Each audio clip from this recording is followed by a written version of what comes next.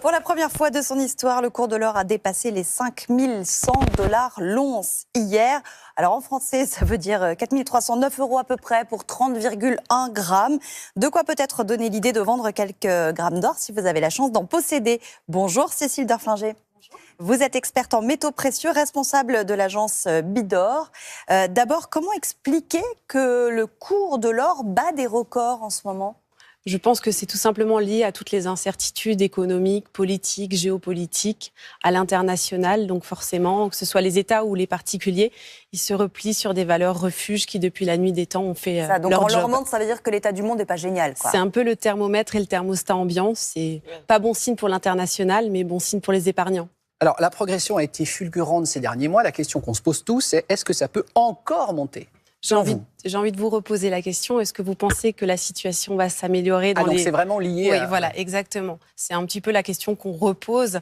Et la plupart du temps, quand on fait le pas d'acheter de l'or, c'est qu'on a conscience que la situation n'est pas au beau fixe et que du coup, on se replie vers des valeurs. Il y a quelque chose d'hyper rassurant à toucher son épargne du bout des doigts plutôt qu'avoir juste une écriture sur un compte bancaire qui peut-être partir à volo. Donc ça veut dire que sauf besoin urgent, on peut peut-être encore attendre un peu avant de vendre ou on peut se dire que là, ça y est, c'est le moment. Alors il y a une prise de bénéfice qui est très intéressante. J'ai certains de mes clients qui ont investi des mises classiques, 50 000 € et qui avec... 50 000 €, c'est une mise classique ? Alors, on va dire un épargnant qui a un livret, qui a un petit peu d'argent de côté, qui a épargné 20, 30, 50 000 € et qui se retrouve aujourd'hui avec des sommes astronomiques parce qu'en quelques années, le cours de l'or, rien qu'en quelques années, il y a eu du x2, x3. Donc forcément, c'est très intéressant. Concrètement, je ne sais pas, on a une vieille montre en or à la maison, un bijou cassé en or.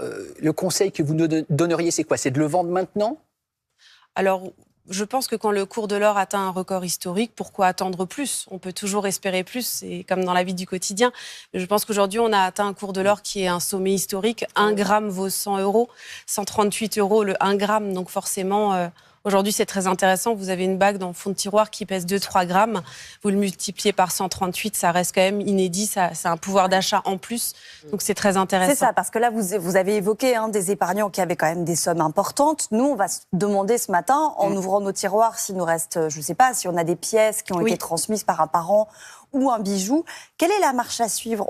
Est-ce qu'on va voir qui on va voir d'abord ? On s'adresse à qui ? Qu'est-ce qu'on vérifie avant de vendre ces pièces-là ? Je pense qu'aujourd'hui, vu que c'est un métier qui a évolué, il est intéressant de se rapprocher vers des professionnels qui ont suivi cette évolution.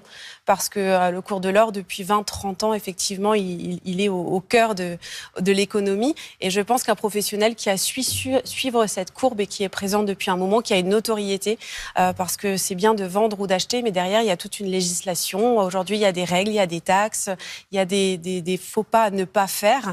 Et je pense qu'un professionnel qui a été audité, accompagné pour mettre en place... professionnel agréé, qui a pignon sur rue, pas forcément vente en ligne, parce qu'apparemment, on peut aussi... Et qui connaît ce métier aussi, parce que c'est très bien de vous vendre et vous venez me voir et vous me dites je veux une pièce, je sais vous la vendre.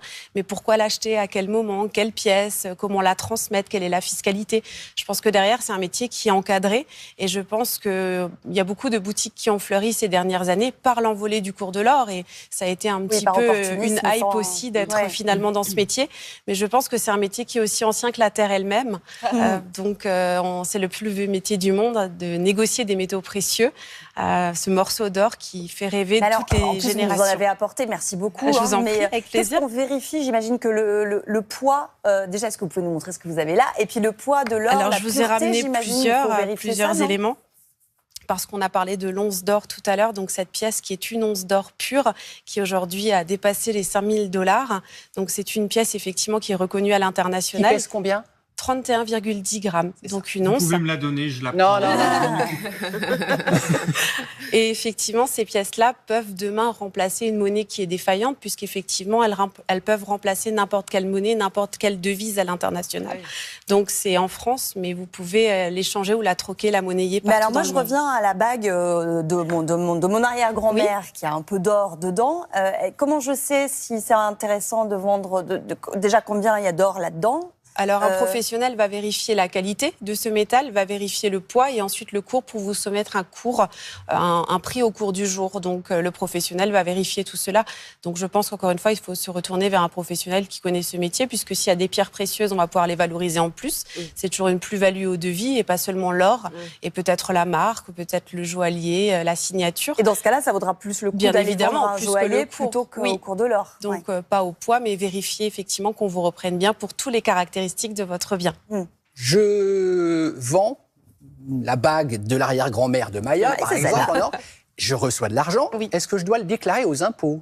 Alors, vous êtes, pour des petites sommes, vous n'avez pas besoin de déclarer aux impôts.